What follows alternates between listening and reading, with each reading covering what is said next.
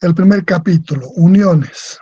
En esta parte de las uniones vamos a empezar viendo los aspectos generales de las uniones. En general podemos decir que uniones es un término muy amplio y que se refiere a todo proceso de juntar más de un elemento que convergen en un punto para transferir las cargas que reciben y generar el equilibrio estático en base a una redistribución de esfuerzos en los elementos que se han juntado.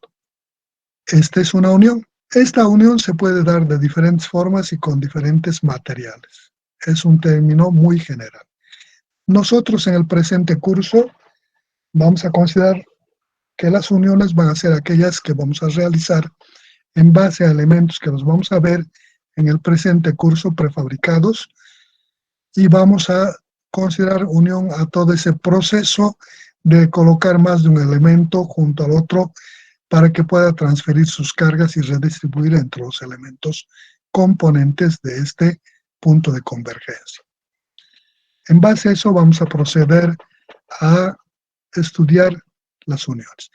Vamos a ver a continuación algunas formas, algunos arreglos que representan este tipo de uniones. Aquí en las figuras, en esta figura A, estoy mostrando un elemento unido de dos placas mediante dos cubreplacas. Esta es una planta, esta es una placa y esta es otra placa. Están unidos mediante estos elementos que son considerados cubreplacas, que van arriba y abajo mediante conectores como roblones. Esta es una vista lateral, la placa de la izquierda, la placa de la derecha y las cubreplacas que van arriba y abajo y los como roblones. Una forma de unir. Una otra forma de unir utilizando otro tipo de elemento, una placa del lado izquierdo, placa del lado derecho, una parte de estas placas que se traslapa entre sí. Mira, la placa de la izquierda, la placa de la derecha se traslapan en esta parte, y en esta parte común del traslape se les aplica soldadura generando una unión de soldadura. Vista en planta, vista lateral. Otra vista en planta de una variante de una forma de unir, donde se lo realiza ya no por este sistema de cubreplacas, un sistema de traslape. La placa de la izquierda de esta longitud, la placa de la derecha de esta otra longitud, ambas placas se traslapan en esta área en la que se colocan los conectores. En una vista lateral no se van a ver estas cubreplacas, sino el traslape de esta con esta simplemente. Y en esa parte traslapada se le aplica a estos conectores. Una otra variante de un arreglo de unión, por ejemplo, juntar dos elementos, una placa vertical con una horizontal. En la parte que entra en el traslape se coloca elementos conectores como roblones o pernos, y la carga podría estar aplicada en una posición diferente a la parte del traslape de los elementos, o una carga que genere una excentricidad con respecto a esta unión. Una unión del tipo traslapada con carga excéntrica, donde la línea de acción de la carga pasa con cierta excentricidad respecto al centroide del conjunto de conectores. Una otra variante, una forma de unir dos elementos a través de un tercero, como es este caso del pasador. Unas horquillas generadas de esta forma, juntadas a través de este pasador. Este tipo de uniones normalmente para grandes capacidades de carga. Una otra variante de una unión excéntrica, donde estamos juntando dos elementos mediante soldadura en la parte que entra traslapada en algún borde que se junta con el otro elemento mediante soldadura. Y la carga está aplicada con una cierta excentricidad, el centroide de la unión, y la línea de acción de la carga pasa con cierta excentricidad. Una unión excéntrica de soldadura. Y así podemos imaginarnos todo tipo de arreglos que nos permitan generar estas uniones. Esas son las uniones. Una vez que hemos visto los diferentes tipos de uniones, podemos pasar a ver algunos tipos de elementos que nos permiten de hacer estas uniones. El desarrollo tecnológico hoy por hoy nos proporciona una cantidad grande de elementos que nos permitan hacer las uniones. No vamos a entrar en todos los que nos puedan ofrecer, sino en aquellos que podemos usar en este nivel. En este orden, nosotros vamos a utilizar este tipo de elementos que se conocen con el nombre de roblones o remaches, que están conformados de un vástago de sección circular cilíndrica, una cabeza manufacturada que puede ser semiesférica o plana, dependerá del tipo de uso. A esto se llama un elemento roblón. Normalmente, una vez colocada en la posición, el vástago que sobresale se conforma en la cabeza manufacturada en obra a través de algún sistema neumático, térmico o de golpeteo o el martillero clásico. Depende de sus dimensiones y de las características de la unión. Un otro tipo de elemento usado en las uniones es este, que se conoce con el nombre de pasador. Está conformado de un vástago que puede ser liso, puede ser estriado, puede ser roscado en partes o puede ser con alguna perforación que permita colocar un seguro. Una cabeza que puede ser circular plana, puede ser cuadrada, puede ser hexagonal, dependerá del tipo de uso. Esta parte, como decíamos, el vástago en algunos casos es liso con una perforación para recibir el seguro de chaveta. Algunos llevan unas estrías a la parte final donde se introduce por presión unos seguros autoanclantes que una vez que se ha colocado en exposición no retroceden debido a las estrías.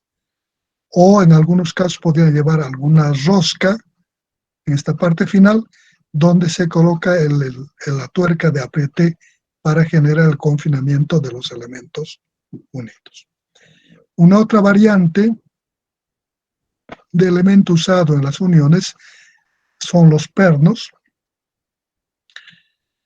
Estos pernos normalmente están compuestos de una cabeza que puede ser cuadrada, hexagonal o de forma particular dependiendo del tipo de uso, un vástago, generalmente con una parte lisa y una parte roscada, donde se coloca un elemento tuerca, que su forma y geometría dependen también del tipo de uso que se le va a dar.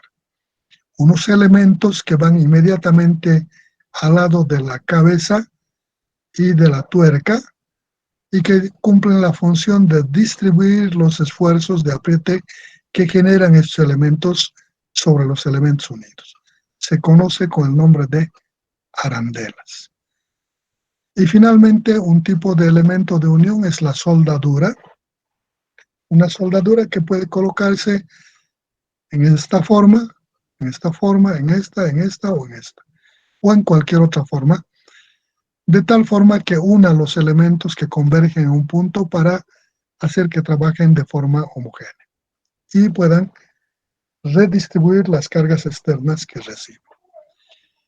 Esos son los tipos de uniones que vamos a ver. En cuanto a la soldadura, siempre vamos a pensar en una soldadura de alta resistencia, en una soldadura estructural.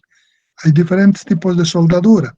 No nos interesan el resto de los tipos de soldadura, sino aquella soldadura que nos genere gran capacidad de carga. Soldadura estructural, del tipo del arco voltaico o de las variantes de esto donde se hace aporte de material por fusión más la incorporación de algún gas que pueda mejorar la calidad de la soldadura. ¿No? Pero siempre será una soldadura estructural. Una vez que hemos visto los tipos de elementos, podemos pasar a juntar cada tipo de arreglo, de unión, por el tipo de elemento, por la forma como estamos planteando, o cómo va a recibir las cargas, cómo va a transferir. Podemos clasificarlos juntándolos en algunas características propias para que el estudio lo hagamos de forma más simple. Entonces, en este orden vamos a decir la clasificación de las uniones roblonadas. Vamos a partir clasificando las uniones roblonadas. La primera característica por la que vamos a juntar, por el modo de transmisión de las cargas. Cómo transmiten las cargas que reciben. La primera en uniones acortantes. Una unión acortante es aquella en la que, por ejemplo, hemos juntado dos elementos a través de este roblón. Cuando le apliquemos las cargas externas a esta unión, esta carga P y esta carga P, van a intentar en esta parte de la unión de las placas que entran en contacto, la parte que se traslapa, el área que entra en contacto de las placas por efecto de esta unión de roblón, al aplicar estas cargas va a intentar cortar en esta unión a este vástago del roblón. A ese efecto se conoce como unión acortante. Transmite esta carga a este otro elemento o equilibra las cargas que inciden al elemento a través del esfuerzo de corte generado en este vástago del conector. Si fallara esto, podría ocurrir de algo similar de esta forma, donde se cortara el vástago y sería este pedazo, este elemento con este pedazo de roblón y este otro con el otro pedazo. Una otra forma de cómo transfieren las fuerzas de corte, un elemento traslapado de 3 placas de distintos espesores en la que 2 elementos equilibran la fuerza de un tercero hacia el otro lado. La probabilidad de falla que el corte se dé por estas líneas de juntas, generando el corte del vástago que queda en este elemento a la izquierda y los vástagos correspondientes a los elementos que van hacia la derecha. Entonces transmiten la carga a través del corte en estas partes del vástago del conector. Otro arreglo, otra forma, por el modo de transmisión de cargas, un arreglo de esta naturaleza en la que cuando le aplicamos las cargas, estos vástagos de los conectores van a soportar esfuerzos de tensión, van a ser jalados hacia arriba, abajo, y estos vástagos generarán unos esfuerzos de tracción. Entonces se dice que esta unión va a transmitir las cargas por efecto de tensión en los conectores.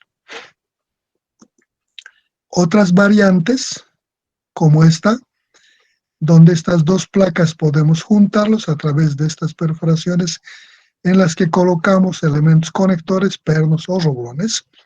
Normalmente para efectos de fricción se colocan pernos, y debido a los pernos colocados, esta parte que entra en contacto en las áreas de estos elementos traslapados, se genera el apriete a través de las tuercas correspondientes en la unión. Y entonces cuando se les ha apretado, esta parte común de traslape se agarran entre sí. Y estas cargas se transmiten a través de este esfuerzo por efecto de este agarre, por la fricción que hemos generado en la unión. Por eso se llama unión a fricción. Otra forma es que cuando juntamos 2 elementos, o sea, de traslape, de esta forma, podría generarse la transmisión de cargas por efecto del apoyo que sufren entre lo que es el vástago que entra en contacto con la superficie o el área que entra en contacto de la perforación del semiperímetro.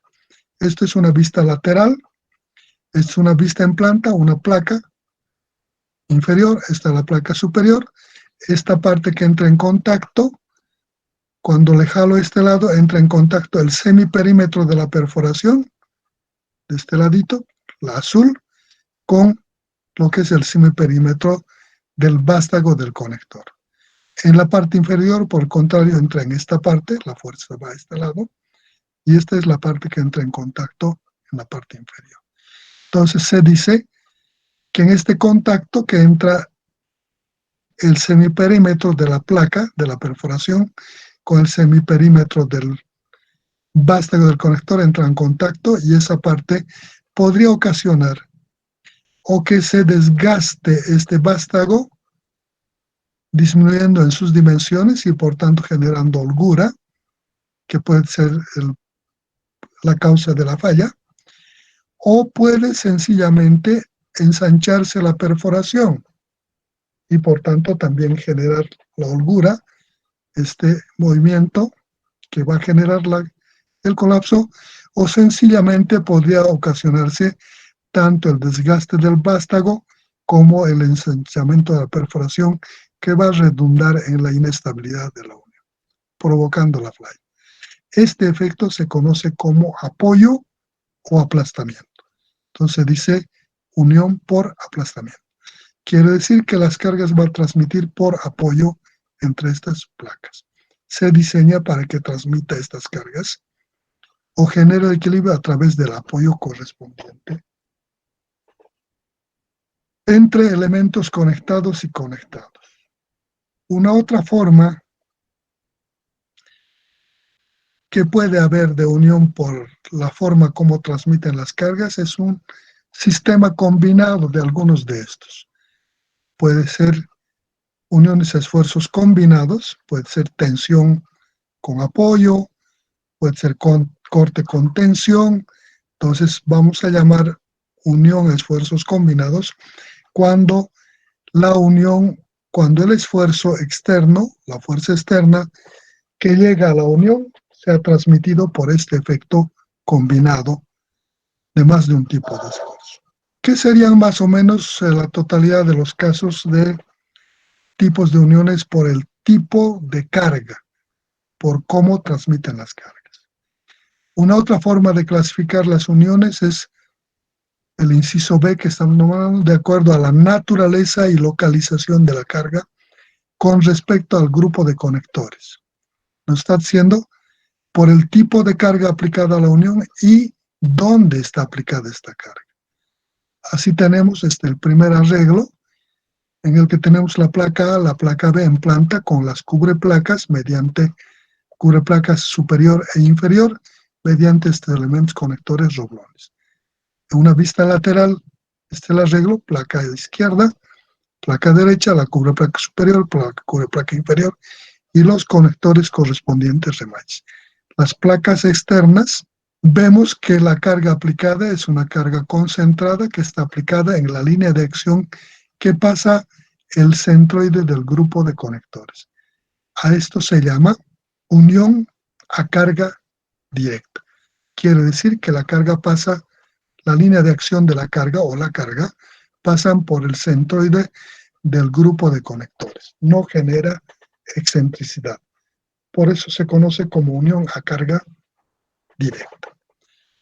Otra variante por el tipo de unión, un arreglo de esta naturaleza, donde queremos juntar dos placas mediante este número roblones distribuidos de esta forma, bajo la acción de cargas que se aplican con cierta excentricidad a partir del centroide del grupo de conectores, que sea la misma. En otras palabras, que estas P son iguales y las distancias las mismas para generar un par. Este par genera un efecto de momento torsionante de esta placa respecto a la otra en los elementos conectores. Este efecto de torsión de momento torsor genera un efecto de corte en cada uno de estos elementos. Por eso también se conoce como uniones acortantes a momento puro generado por un par. Otra variante de este tipo de unión tenemos aquí una placa vertical con una placa horizontal donde le aplicamos una carga en este punto Puede ser en este punto o en otro punto, simplemente que no pase por el centroide del grupo de conectores.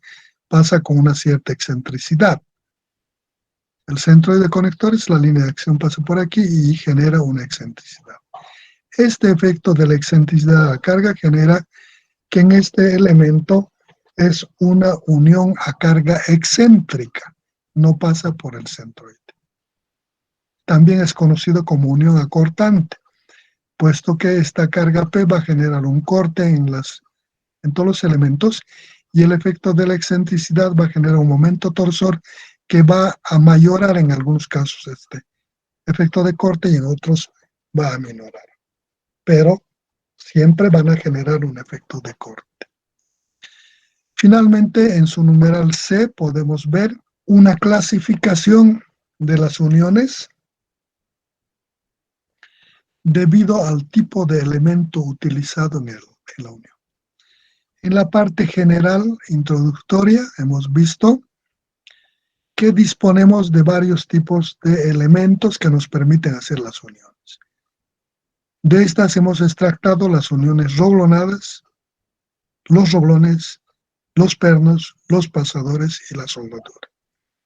Por tanto, si nosotros unimos roblones en la unión la denominaremos uniones roblonadas. Si uso pernos, serán uniones con pernos. Si uso pasadores, serán uniones de pasador. Y si uso soldaduras, serán uniones de soldadura. Y de esta forma hemos clasificado en 3 categorías. Una por el tipo de carga, por cómo transmiten las cargas. 2 por el tipo de carga y su posición de esta con respecto a los conectores. Hemos determinado en uniones a carga axial directa, a momento puro, a carga excéntrica. Y finalmente hemos clasificado por el tipo de elemento usado en la unión. En uniones roblonadas, cuando está hecha con roblones. En uniones empernadas, cuando la unión está realizada con pernos. En uniones de pasador, cuando la unión hemos realizado con pasador. Y uniones de soldadura, cuando la junta se ha hecho a través de la aplicación de soldadura. Una vez que hemos clasificado, hemos agrupado los diferentes tipos de uniones, el siguiente paso es generar los esfuerzos. Y justamente hemos clasificado para estudiar grupos de uniones y que las ecuaciones que determinemos se puedan con mayor facilidad adecuar a cada grupo de uniones. En este orden, el siguiente paso es generar los esfuerzos correspondientes. La determinación de los esfuerzos. Para la determinación de los esfuerzos o la formularización que nos permita cuantificar estos esfuerzos, vamos a partir de algunos tipos de clasificaciones. Vamos a empezar viendo las uniones realizadas mediante roblones. En las uniones roblonadas, vamos a analizar este comportamiento para tratar de generar la ecuación que nos permita determinar estos esfuerzos. En una unión roblonada, en general, hay una cantidad grande de parámetros que inciden para la determinación mediante el análisis de la teoría elástica. Aparecen excentricidades en el proceso constructivo, concentraciones de esfuerzos debidos a las holguras, debidos a varios factores.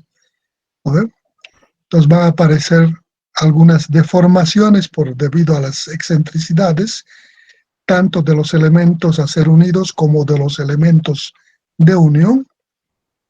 Va a aparecer el grado y la intensidad de la distribución de esfuerzos. Los esfuerzos que se distribuyen a través de las áreas de asiento no son siempre uniformes, son variables, puesto que el asiento no es uniforme, son áreas de sección semiperímetros circulares donde hay a sectores de apoyo casi leve, en algunos casos cero y en algunas partes de mayor intensidad, por tanto van a tener sus implicaciones en la determinación de esfuerzos. Todo este conjunto de cosas hace que el análisis elástico sea bastante moroso y complejo. Por tanto, dicen los autores, como en el análisis elástico hay demasiados parámetros a considerar, podríamos partir para el análisis suponiendo en aquellas uniones que van a estar dentro de términos aceptables, no cero de imperfecciones, sino tolerables, que no afecten o que no comprometan la estabilidad de la unión, de la estructura, podríamos partir de ciertas suposiciones que obvien estos elementos cuando las cantidades de esfuerzos que van a generar sean pequeñas. A estos esfuerzos determinados de esta forma se les denomina como esfuerzos nominales. Y entonces, para determinar los esfuerzos reales, le podemos incorporar un factor de seguridad para poder encontrar o minorar el valor determinado a partir de esta manera y que nos garantice la estabilidad de la estructura. Finalmente, para determinar estos esfuerzos nominales en uniones roblonadas bajo carga axial, podían darse dos posibilidades.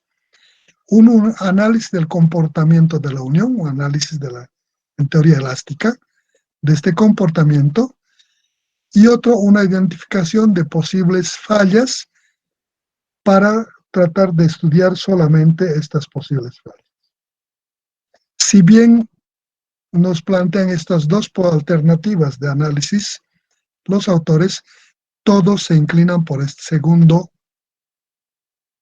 método que se refiere a identificar las posibles fallas a partir del análisis del comportamiento de las uniones y simplemente generar las formulaciones matemáticas que nos cuantifican los esfuerzos correspondientes a estas posibles fallas.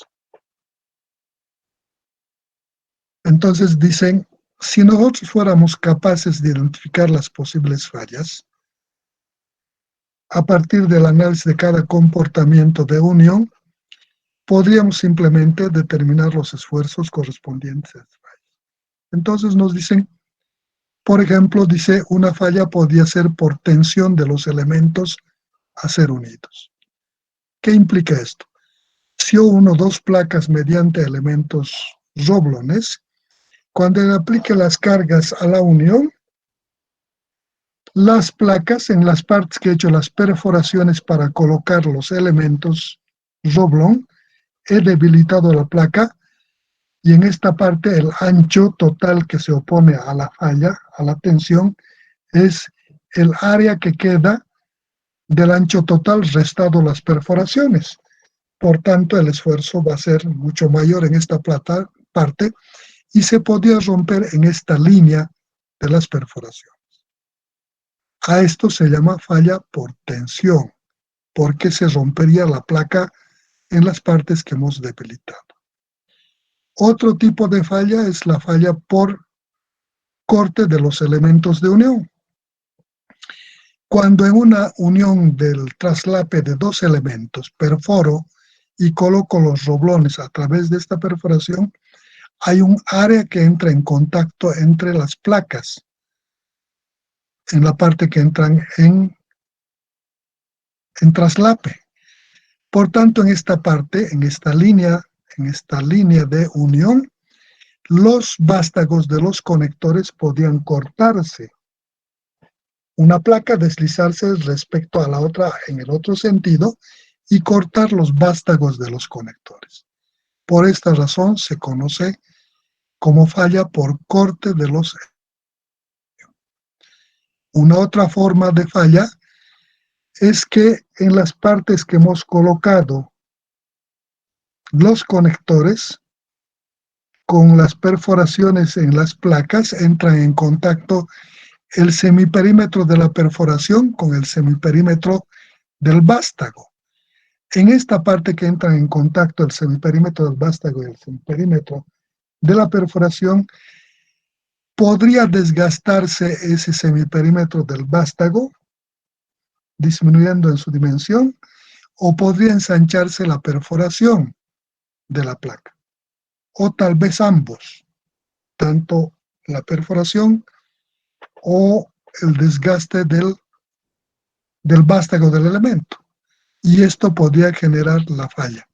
Esta falla se conoce falla por aplastamiento o falla por apoyo, que ha generado la deformación, el aplastamiento de la perforación o el desgaste del elemento o ambos.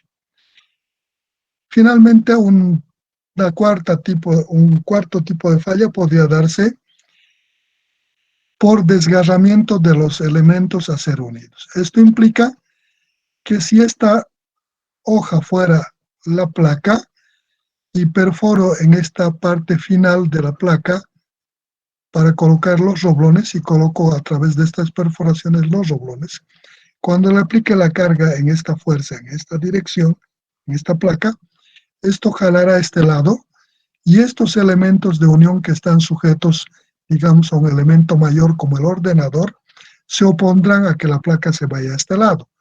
Consecuentemente, al estar estas perforaciones muy al extremo de la parte final de la placa, podría ocasionar que se salgan con este pedazo de placa que les cubre a estas perforaciones. A este efecto de falla que se sale el vástago del conector con este pedazo se conoce el desgarramiento. Se desgarra esta placa, de forma similar a cómo arrancan sus hojitas de sus empastados o espiras, ¿no ve? Entonces se desgarra. Si yo le pusiera las perforaciones en esta parte central y esta es la cantidad de material que va a cubrirle, cuando le aplique esta fuerza es poco probable que se desgarre, porque esta cantidad de material para que se desgarre se va a proyectar en un área tremendamente grande. Entonces va a depender de la distancia al final de la placa. A eso llamamos desgarramiento. Entonces, si identificamos estos 4 tipos de falla y los mejoramos en cada uno de los casos, sea incrementando el espesor de la placa o mejorando la calidad a la tensión de la placa, y lo hacemos no fallable a la tensión, mejoramos el elemento al corte, incrementando su diámetro del conector del roblón o su calidad al corte de este material del que está hecho el conector, o al apoyo, mejoramos la capacidad al apoyo de la placa, mejoramos la calidad al apoyo del vástago del conector, incrementamos el espesor de la placa, incrementamos el diámetro del conector, vamos a evitar la falla al aplastamiento. O incrementando la distancia a la parte final para que no se suceda el desgarramiento en la placa, ¿no? Hechos que nos pueden permitir mejorar a partir de estos conceptos. Y entonces, lo único que tendríamos que hacer es estudiar cada una de estas fallas para generar la formulación matemática correspondiente. Para eso, hemos dicho que en un análisis elástico hay demasiados parámetros que considerar y se hace complejo y de alto grado de indeterminación el análisis elástico. La otra, que simplemente partamos de unas suposiciones y obviemos algunos hechos que se van a dar en el proceso de análisis, que van a ser esfuerzos pequeños que deben incrementarse como consecuencia de las excentricidades, de los apoyos, de las concentraciones de esfuerzo, de las deformaciones de los elementos a ser unidos y de los elementos de unión, y todo este proceso. Entonces, estas suposiciones de partida que nos pueden permitir simplificar este análisis son las siguientes. Aquí vamos a entrar a analizar algunas hipótesis o suposiciones de partida que van a simplificar ese análisis sin comprometer la estabilidad de la estructura. ¿Qué quiere decir esto? que estos hechos son cantidades muy pequeñas, esfuerzos muy pequeños, que en algunos casos van a mayorar y en algunos casos van a minorar. Pero que en todo caso, cuando están dentro de márgenes tolerables, no van a comprometer la estabilidad de la estructura. Partimos de esto. El primero, A. En las uniones por apoyo se desprecia la resistencia por fricción al deslizamiento entre elementos unidos. ¿Qué nos está diciendo esto?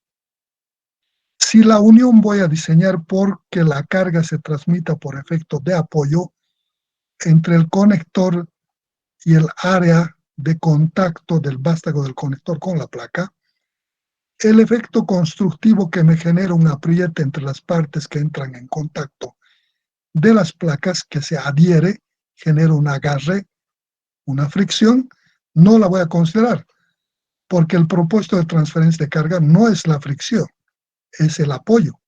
Por tanto, esta fricción simplemente es constructiva. La unión no la estoy realizando para que la fricción sea el medio de transferencia de cargas entre uno y otro elemento, sino el apoyo. Por tanto, cuando la carga ha superado la fricción mínima generada por el proceso constructivo, se anula esa fricción y en las siguientes cargas ya no actúa. Os digo, esta fricción que en esta primera etapa sí funciona, no la voy a considerar porque no va a transmitir por fricción las cargas. En el inciso B, digo, se desprecia la deformación de los elementos unidos bajo las cargas.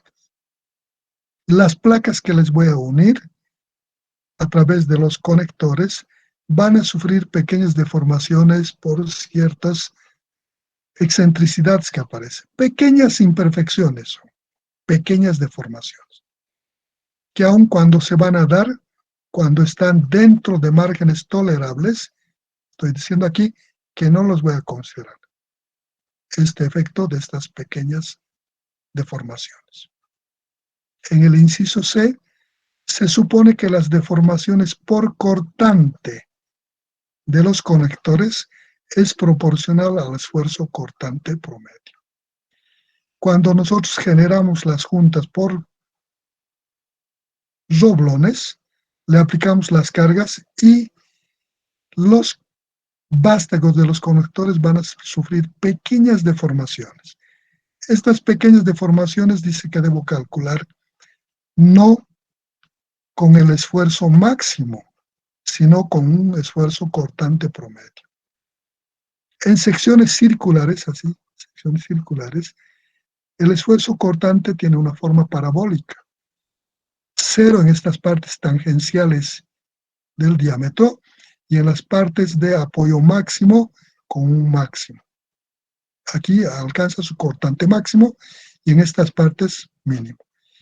Por tanto, para determinar este esfuerzo, esta deformación de este elemento, de este vástago, si hago con este esfuerzo máximo, estoy mayorando, y si hago con 0, no hay deformación. Por tanto, ¿qué hacemos? Saco la media de este esfuerzo y le aplico con esa media uniformemente distribuido sobre la sección. No es verdad que ocurre de esta forma, pero estoy entrando por el lado de la seguridad, calculando la deformación de los vástagos de los conectores con un esfuerzo cortante promedio. Más 0, más máximo, dividido entre 2, voy a optar por la media en forma distribuida a través del vástago. D. Se desprecia las concentraciones de esfuerzos de tensión debidas a las perforaciones o los elementos unidos. Toda vez que perforo un elemento, introduzco sobre esta perforación un elemento, cuando le aplico la carga, en el semiperímetro del lado opuesto a la aplicación de la carga, entra en contacto el semiperímetro del vástago y el semiperímetro de la perforación. El grado de contacto no es uniforme. En estas partes, si la carga está aplicada en esta parte, en la parte normal a la carga, el apoyo es 0, alcanzando el máximo de apoyo en este punto opuesto del lado de la aplicación. Por tanto, hay una distribución de esfuerzos de esta forma, concentrados. En estas partes tangenciales 0 y el máximo en la parte de máximo apoyo. Entonces, cuando la perforación es la estrictamente necesaria, en la que va a caber el diámetro del conector, esa concentración es pequeña. Por el contrario, si este diámetro de perforación es grande y el diámetro del conector es pequeño, el área que entra en contacto es pequeña y genera una alta concentración de esfuerzo. Para estos casos, donde la perforación es la estrictamente necesaria para que pueda caber el diámetro del conector, dice que obviamos esta concentración. Toda vez que la holgura sea grande de la perforación con respecto al conector, al diámetro del conector, sí debe considerarse. En la ingeniería civil no hay razón para que nosotros pongamos holguras mayores. Siempre la perforación va a ser la estrictamente necesaria para que pueda caber el diámetro del conector.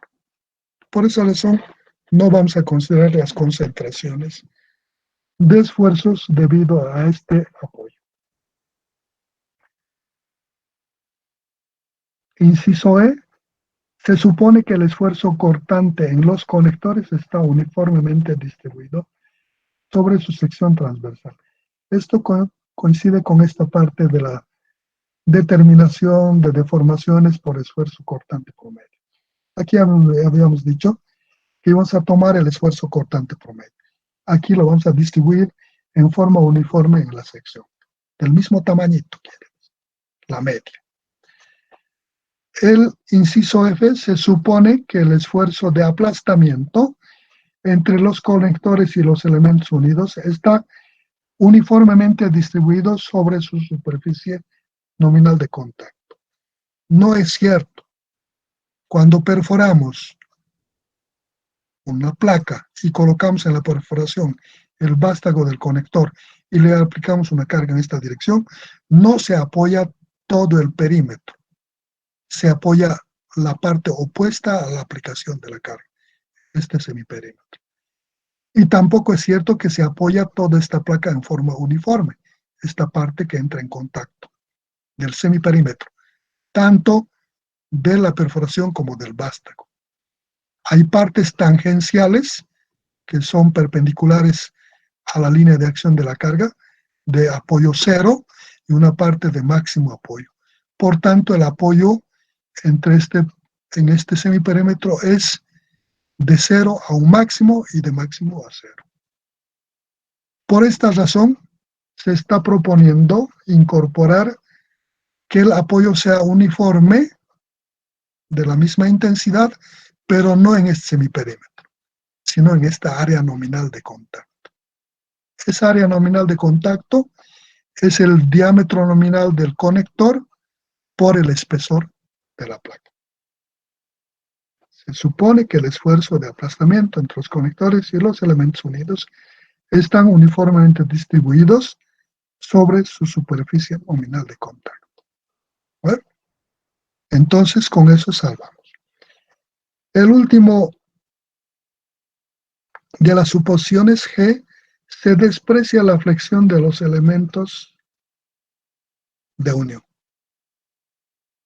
Cuando nosotros juntamos en dos piezas traslapadas o a través de cubreplacas con elementos conectores, como los doblones, cuando le aplicamos las fuerzas en los sentidos contrarios, van a generar una pequeña deformación.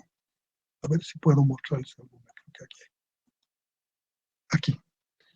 Esta unión ideal de dos placas en una vista lateral de un elemento conector. Jalo este elemento y este otro. Este elemento al jalar va a intentar deformar en esta parte de unión del elemento conector. No de esta forma tan fuerte. Esto está mayorado para efectos de comprensión. Entonces este elemento se deformará a este lado y este otro pedazo a este otro lado, exagerando la deformación.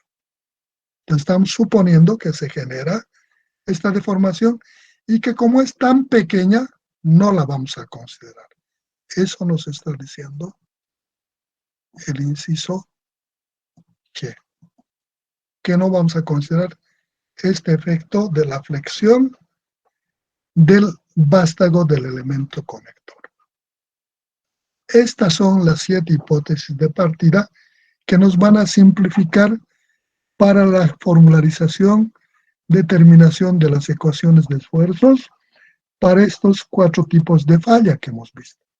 Por tensión, por corte de los elementos de unión, por falla por aplastamiento o apoyo entre el conector y los elementos de unión unidos, y por efecto de la falla por desgarramiento de los elementos unidos. De estas 4 tipos de falla, dice que esta cuarta no es necesario calcular, solo hay que cumplir con la normativa vigente de los diferentes materiales de diseño de los fabricantes, colocando las perforaciones a una cierta cantidad del extremo final. Si coloco cumpliendo la normativa correspondiente a no más de 4, 6, 8 diámetros del extremo libre de la placa, no necesito ya determinar esto. Cumplo con la normativa. Todos los materiales de diseño dicen que en ningún caso se debe colocar a menos de tantos diámetros la perforación final para la unión de la placa. Cumplo con eso y esto está salvado. Y entonces debo analizar estos 3 tipos de falla. Generar la formulación de estos 3 tipos de falla para uniones roblonadas bajo carga axial directa.